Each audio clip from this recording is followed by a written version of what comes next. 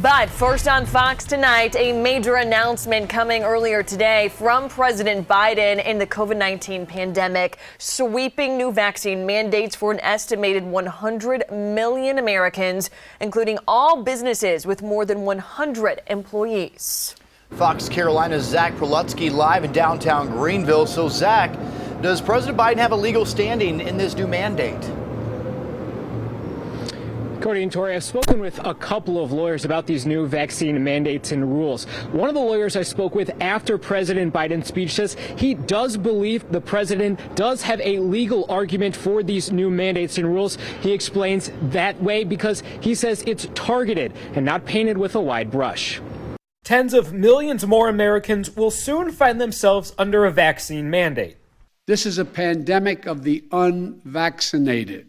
Thursday, President Joe Biden announced he is requiring vaccination for all federal workers, millions of contract workers that work with the government, and healthcare workers at Medicare or Medicaid participating healthcare settings.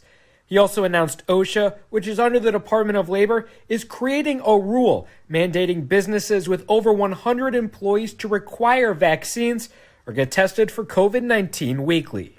Personally, not for mandates. National security is at risk. Sure, I don't feel like national security is at risk.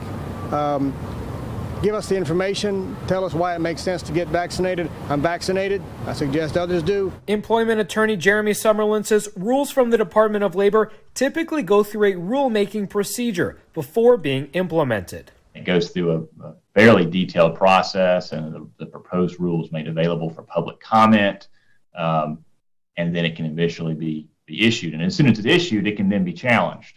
If put into place, Summerlin says there are ways for the Department of Labor to crack down on businesses that break one of its rules. The Department of Labor can enforce that rule through investigations, fines, and eventually litigation, if the employer does not comply. Now, President Biden says as a part of these rules, he would also require all businesses that do have these vaccine mandates to offer paid time off for vaccinations. Now, the president also says that this rule will be implemented as an emergency temporary standard, which could speed up the process than those rules we were talking about earlier. And that typical process, one lawyer I spoke to says this could be in place in just a matter of weeks. For now, reporting live in Greenville, Zach Prelutsky, back to you.